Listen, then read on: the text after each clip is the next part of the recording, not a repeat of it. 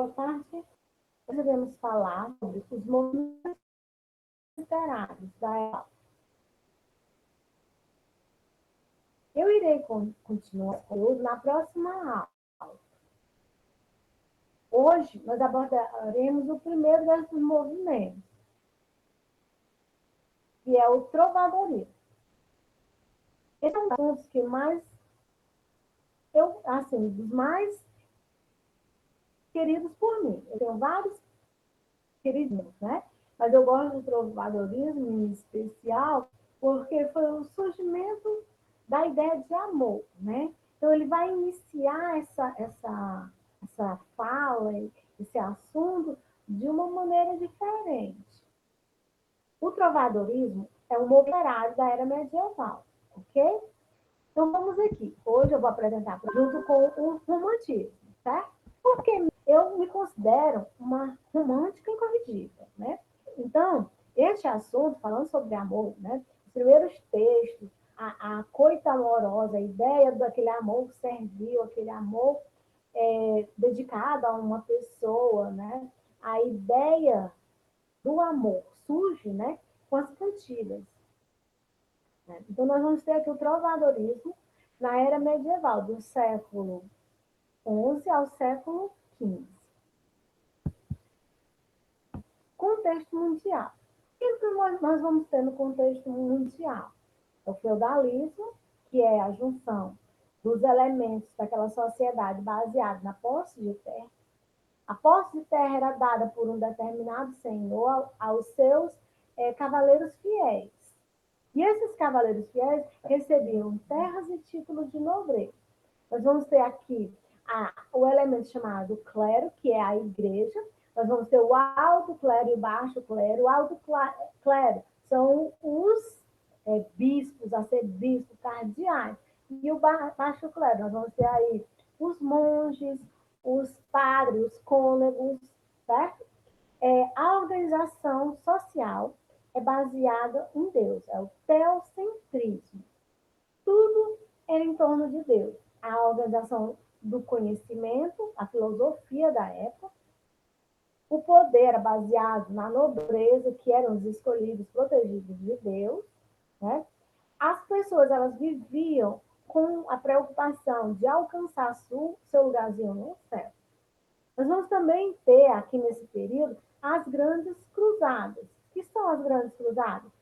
Foi aquele período que a igreja tentou reconquistar a cidade de Jerusalém.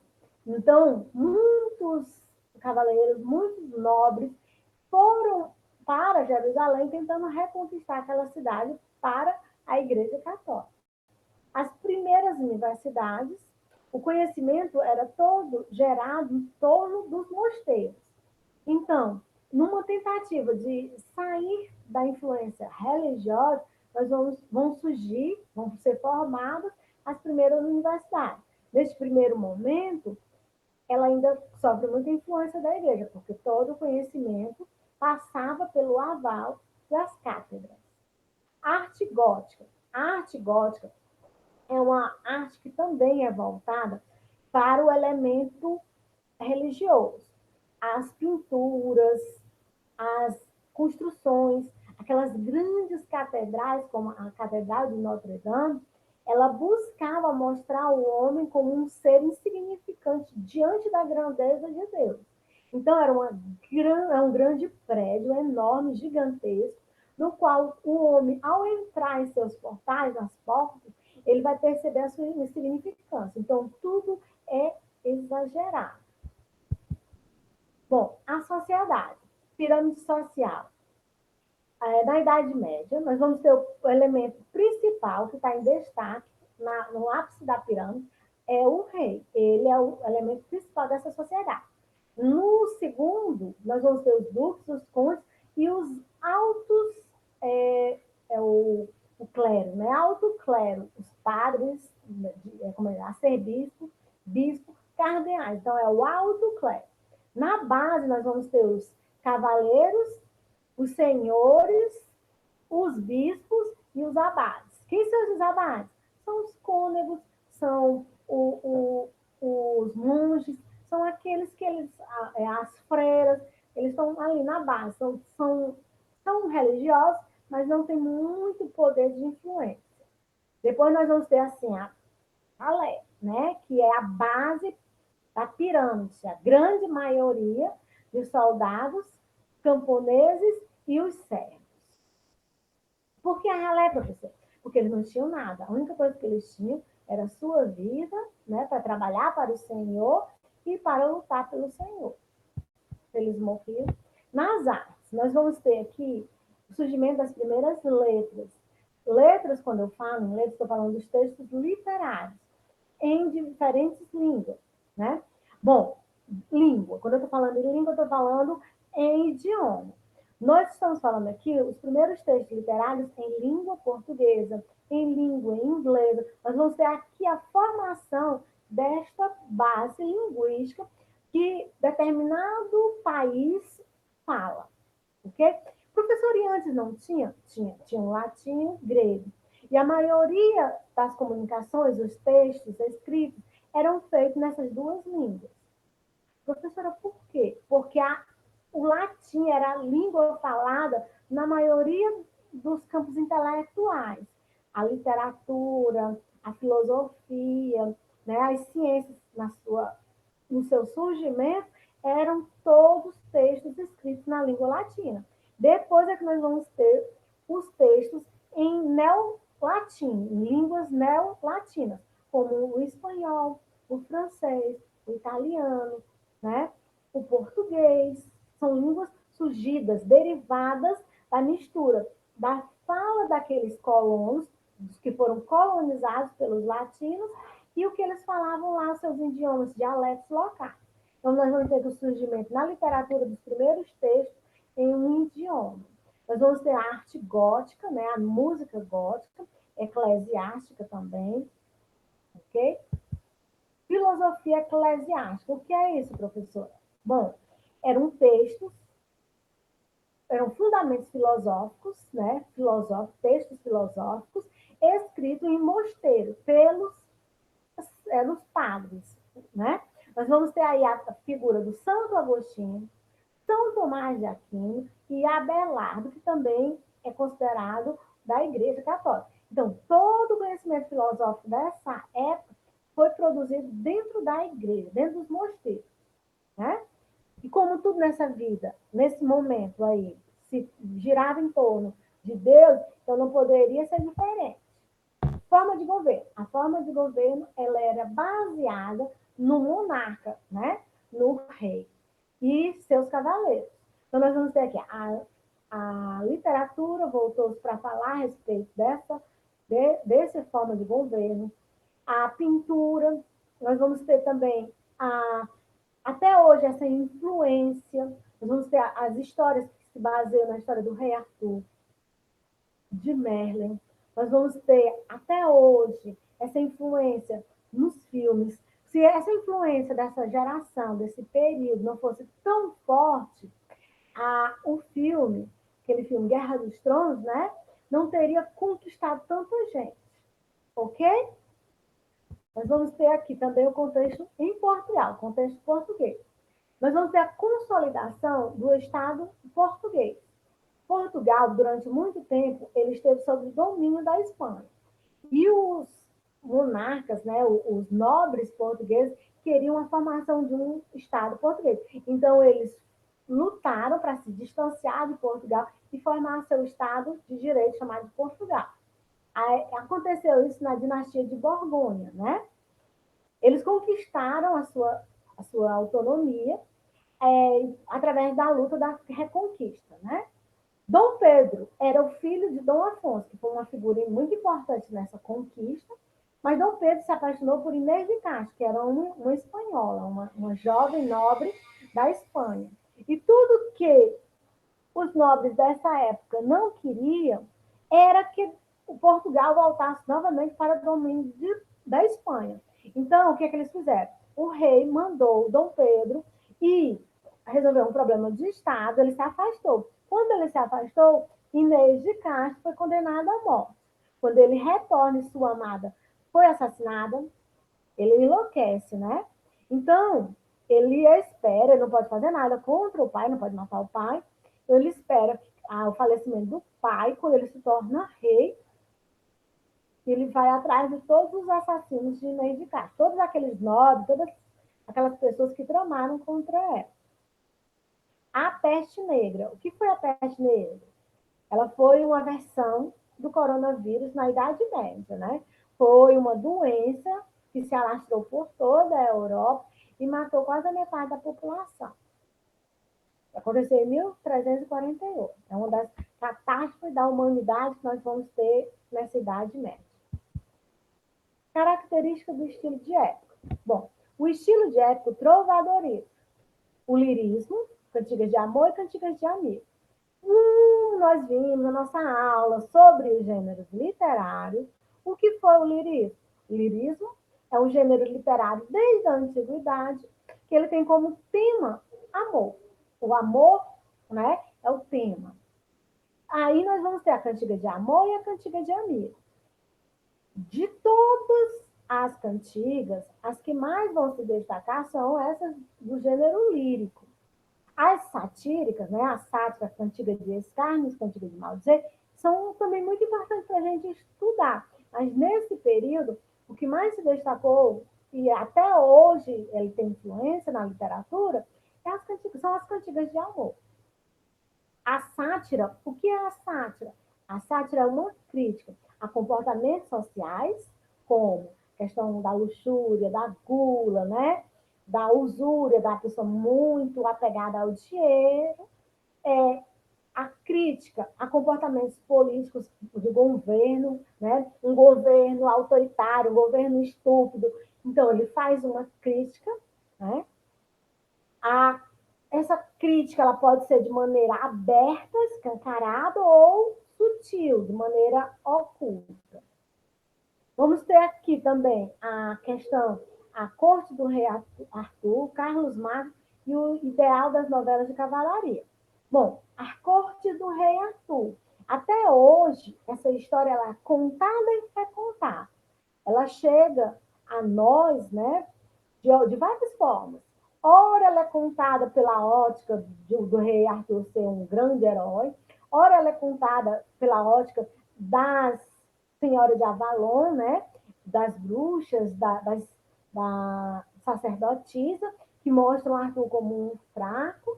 Ora, ela é contada pela ótica de Merlin, o mago, né? Que ele vai contar a sua versão também. Então, é uma história que chegou até nós, né? Até os nossos dias. Carlos Magno foi um grande rei, né? Então, essa figura do grande rei também chega até os nossos dias. O ideal dos grandes cavaleiros, como a Távola Redonda, com a história de Lancelot, né? Então, os grandes feitos desses cavaleiros. Nós tivemos a história de Robin Hood contada em várias versões diferentes no cinema, né? Romeu e Julieta.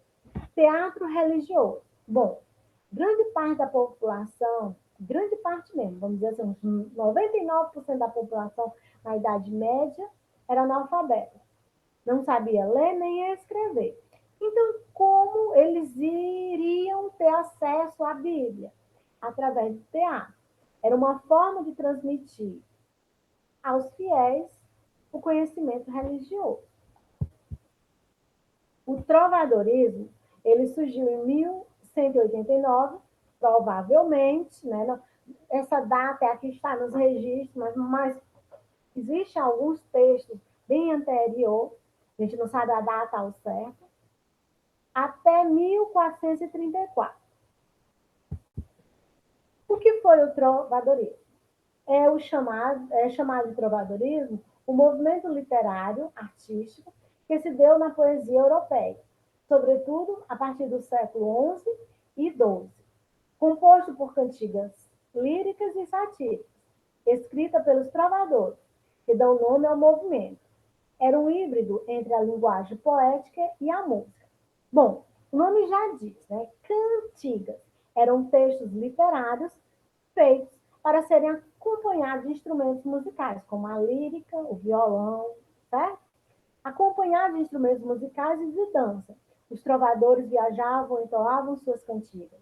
um dos gêneros literários mais populares da Idade Média, ao lado das novelas de cavalaria, expressão da prosa no período. Então, nós vamos ter aqui gênero lírico, né? E o gênero narrativo. Tudo se relaciona aos gêneros literários. Características do trovadorismo. As obras do trovadorismo são chamadas cantigas, pois eram escritas para serem declamadas. Não havia cultura do livro na Idade Média. A população era em grande parte analfabeta. E ainda não havia sido inventado o livro impresso, e frequentemente era acompanhado de instrumentos musicais, como a lira, a flauta e a viola. O trovadorismo foi um movimento literário, isto é, os grupos de trovadores e menestréis viajavam pelas cortes, burgos e feudos, divulgando em suas composições acontecimentos políticos e propagando ideais, como a do comportamento amoroso esperado de um cavaleiro apaixonado. A coita amorosa, né? O amor, aquele amor idealizado, aquele amor que não se concretiza. Não se concretiza por quê? Porque na maioria das vezes as mulheres já eram comprometidas, elas se casavam muito novas. Então o cavaleiro já poderia dedicar a elas o amor deles. O amor é um dos temas centrais do trovadorismo. É o eixo condutor das cantigas de amor e das cantigas de amigo. É comum o tema da coita, palavra que designa a dor do amor, do trovador apaixonado que sente no corpo a não realização do amor.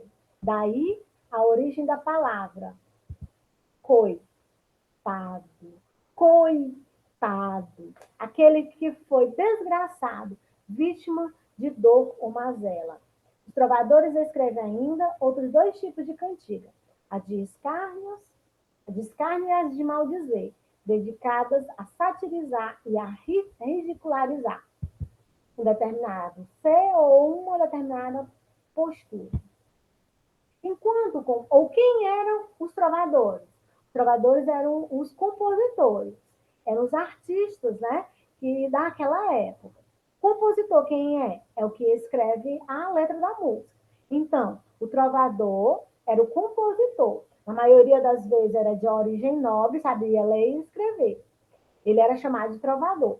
O músico era o menestrel, aquele que fazia o acompanhamento e, na maioria das vezes, ele também recitava o texto.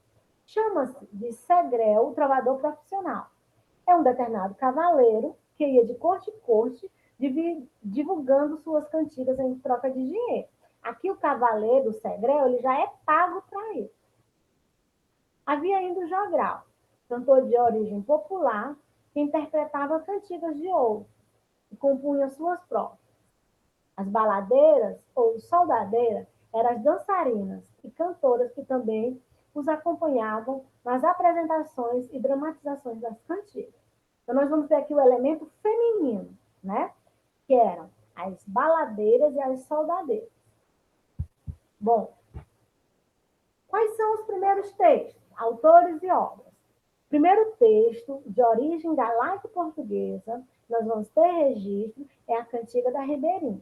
Ela foi escrita em 1198. É uma cantiga dedicada à Dona Maria Paz Ribeiro, amante de Dom Sancho I, um rei, né? Ela foi escrita por Paio Soares de Taveiroz, certo? É o primeiro registro de um texto escrito em língua portuguesa.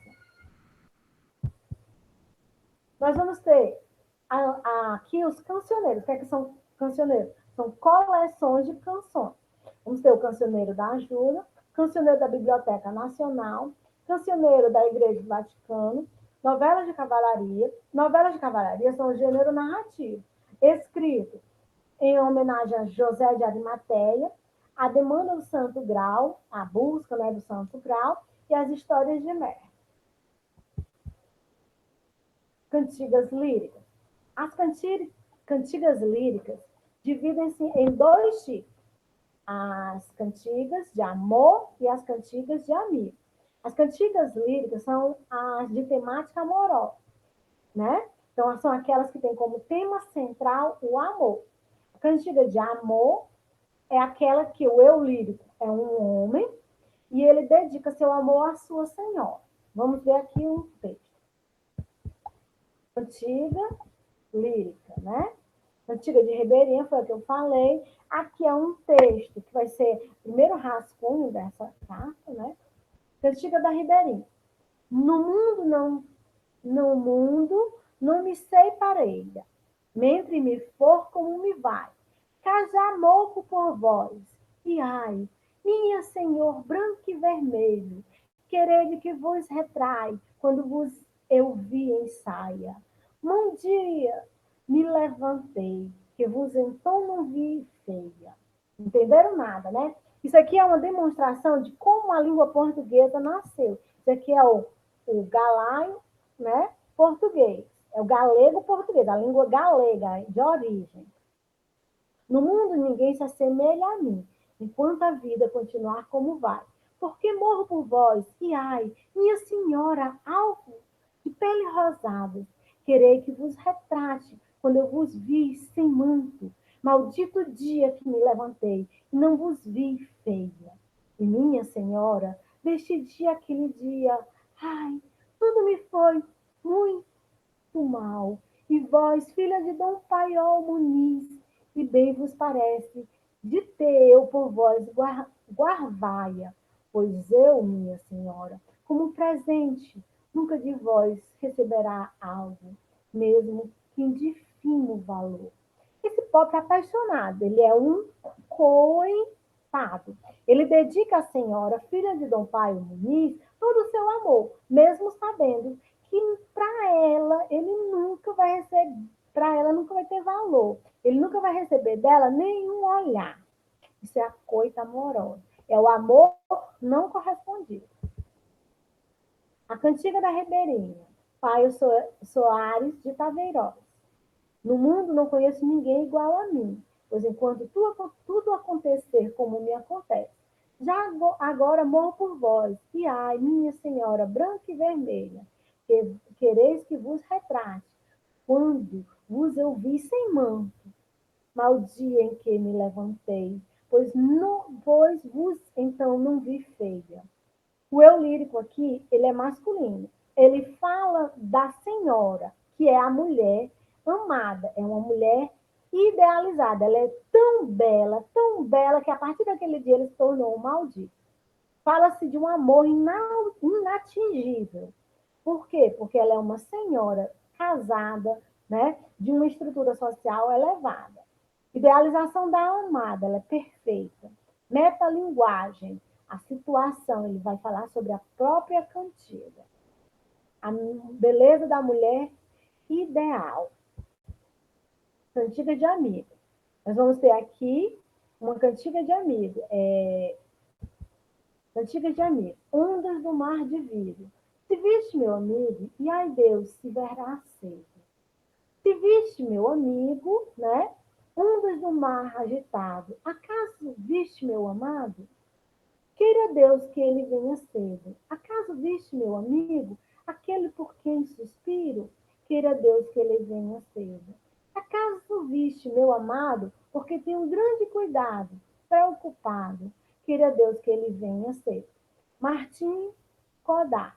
Esse texto fala de uma jovem apaixonada por alguém, por um cavaleiro, um soldado, um viajante, um marinheiro que foi embora. E ela está muito preocupada porque ele não retorna. Cantiga de amigo, característica. Origem da Península Ibérica. Tema, amor da mulher. A mulher aqui é quem ama. É aquela que está apaixonada. O eu lírico, a voz que fala é uma voz feminina. Simplicidade formal, é uma voz simples, né? Sem conhecimento de palavras rebuscadas. Refrão, um refrão paralelo, né? Um refrão que se repete, as construções. Repetição quase integral do verso. Ambiente rural ou litorâneo, né? Ambiente rural, porque na maioria das vezes a voz feminina é uma voz de uma camponesa que se apaixonou por um cavaleiro, um marinha, marinheiro que ia passando. Cantiga satírica. Nós vamos ter a cantiga de escárnio e a cantiga de maldizer. Cantiga satírica destinam-se a ironizar ou difamar determinada pessoa. Existem dois tipos de cantigas satíricas, a de escárnio e a de maldizer. As cantigas de escárnio são críticas indiretas, é um maldizer de maneira encoberta, insinuada. As cantigas de maldizer são aquelas que os trovadores apontam diretamente e nominalmente o alvo de suas sátiras, de forma propositalmente ofensiva, e até, em alguns casos, fazendo uso de vocabulário grosseiro. Palavra, cantigas de escárnio. Sobre vós, senhora, eu quero dizer verdade, e não já sobre o amor que tenho por vós. Senhora, bem maior é a vossa estupidez do que a de quantas outras conheço no mundo, tanto na feiura quanto na maldade. Não vos vence hoje, senão a filha de um rei. Eu não vos amo, nem me perderei de saudade por vós, quando não vos vi. Ele está zangado, né? Ele está chateado, que ele chamou a mulher de estúpida e de feia. Só não disse o nome dela. Então, por isso que é uma cantiga de escárnio, de maneira velada. Só quem viveu este amor vai saber que ele está esculhambando com ela. Cantigas de maldizer.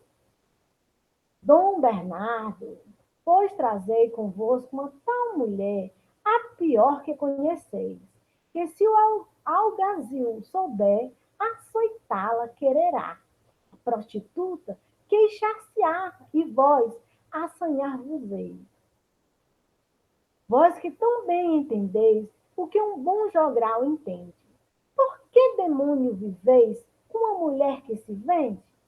E depois o que fareis? Se alguém é o rei contar, a mulher com que viveis, e ele a quiser justiçar, se nem Deus lhe valerá, muito vos molestará, pois valer não podeis. Pero da Ponte. Bom, esse texto fala sobre Bernardo de Bonaval, Dom Bernardo, um famoso trovador, poeta nobre, né? Que indica isso, é o dom. Ele se relacionou amorosamente com uma mulher plebeia, né? Com uma mulher que se vendia. Segundo o texto, a gente não sabe se é verdade ou se a pessoa que escreveu o texto queria só chamar o pobre do Dom Bernardo de cafetão, certo? Nós vamos ter a influência desta literatura até os nossos dias. Nós vamos ter os trovadores dos dias de hoje. Eu escolhi aqui dois deles. O Trovador Solitário, texto do Renato Russo, é um livro. Se vocês quiserem, vocês podem encontrar na Amazon, né? Vocês podem também encontrar na internet vários textos dele falando sobre essa temática do amor. Vou escolher aqui um trechinho de Eduardo e Mônica. E mesmo com tudo diferente, veio mesmo de repente, uma vontade de se ver, e os dois se encontravam todo dia, e a vontade crescia, como tinha de ser.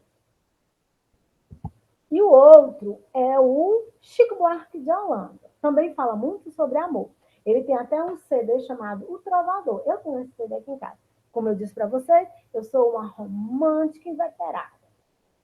Quem te viu, quem te vê. Você era a mais bonita das cabrochas dessa ala. Você era a favorita, onde eu era mestre-sala. Hoje a gente nem se fala, mas a festa continua. Suas noites são de gala. Nosso samba ainda é na rua. Hoje o samba sai procurando você. Quem te viu, quem te vê. Quem não a conhece não pode mais ver para crer. Quem jamais a esquece não pode reconhecer. Ele está só a ver a sua amada passar, sambando, rebolando, e sem poder dela se aproximar, né? Senhora, que bem pareceis, se de mim vos recordasseis, que do mal que me fazeis, me fizesse correção. Quem dera, senhora, então, que eu vos visse e agradasse. Ó formosura sem falha, que nunca um homem viu tanto, para o meu mal e meu quebranto. Senhora, que Deus vos valha, porque não tenho penado, seja eu recompensado, vendo-vos só um instante de vossa grande beleza, da qual esperei um dia grande bem alegria. Só me vem mal e tristeza, sendo-me a mágoa sobeja. Deixai que ao menos vos veja no ano o espaço de um dia. É o mesmo sentimento, né? Então nós vamos ter aqui, ó, sentimento de amor, amor não correspondido.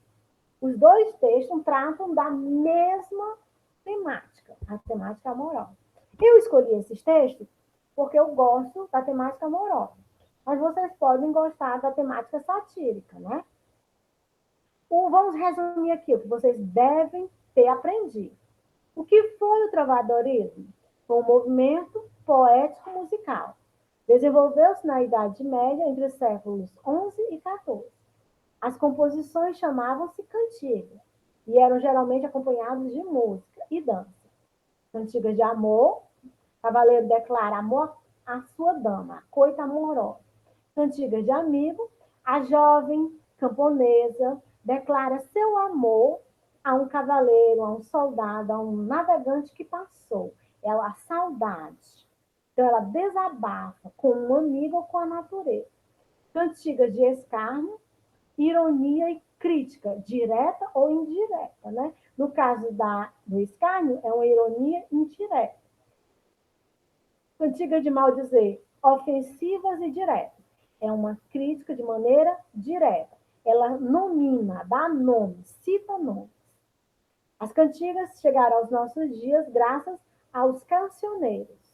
Os trovadores oficiais tinham linhagem nobre, incluindo reis, mas havia também os jograis, nascidos nas camadas populares. Apreciada pela corte, a obra trovadoresca foi um importante instrumento de consolidação da cultura e do idioma português. Bom, isso aqui é o que vocês precisam tirar, né? A essência dessa nossa leitura. Bom, eu dei algumas sugestões. Acabei de assistir, maravilhoso, o filme Silenciado, para vocês entenderem um pouco a situação das camadas sociais menos favorecidas, a questão da mulher, como a mulher era tratada nessa sociedade medieval. Sugestões de música, coloquei aqui a música Olho nos Olhos, do Chico Buarque, Exagerado, do Cazuza, e Olhos da Amada, do Vinícius de Moraes. Vocês podem dar uma olhadinha lá. Essas músicas, elas têm relações, né? Elas estabelecem uma intertextualidade com o trovadorismo. Algumas sugestões de filmes. Aqui eu coloquei o Merlin, a de Merlin. Coloquei também a Távola Redonda, a questão do Rei Arthur e o Robin Hood. São alguns filmes que vocês podem, né, assistir para entender um pouco melhor o contexto dessa sociedade medieval. Deixei aqui algumas questões para vocês, para a nossa aula presencial, né? Nossa aula remota, né? Nós vamos ter aí uma live, né? Uma espécie de aula remota presencial, que vocês vão ter que participar. Eu quero que vocês assistam o vídeo Exagerado do compositor Cazuza. Procurem destacar qual é a voz, o eu lírico, que está presente na música Exagerado. Eu quero que vocês decifrem a música, procurem entendê-la, certo? Destacar se o eu lírico é masculino ou feminino. E formar a identidade do compositor. Indicar a temática da música e relacionar a música ao tema, ao conteúdo abordado nesta aula. Atividade 2. Selecionar uma música atual que possua características semelhantes a uma das cantigas.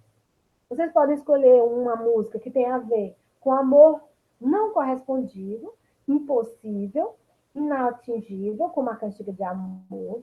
Vocês podem escolher uma música que fala de saudade, de fim de relação, de dor de cotovelo, cantiga de amigo, o eu lírico feminino. Cantiga de escárnio, é uma crítica, vocês podem procurar uma música que critique, tá? Vá criticar indiretamente o comportamento de alguém. ou uma crítica de mal dizer, criticar abertamente, né, uma pessoa, uma determinada pessoa. Sugestões. Pesquisem músicas atuais. Maria Mendonça está nessa linha aí. Atividade 3. Justificar a escolha da música, apresentando 3 características da música relacionadas a uma das cantigas. E, por fim, é só isso. Espero que vocês tenham gostado da aula. Espero que vocês façam essas atividades para que a nossa próxima aula, nosso encontro, né, ele seja bastante proveitoso. Eu vou retomar, vou passar para vocês o formulário e vou retomar esse conteúdo na próxima aula, para a gente conversar, ter um diálogo, né? Então, diálogo já está dizendo 2 ou mais pessoas conversando, uma troca. Nessa nossa aula, ela é um monólogo, eu falo sozinha. Mas na outra aula, vai ser um diálogo. Eu vou querer a participação de vocês. Um abraço, pessoal.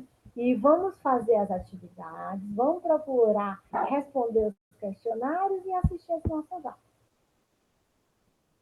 Tchau.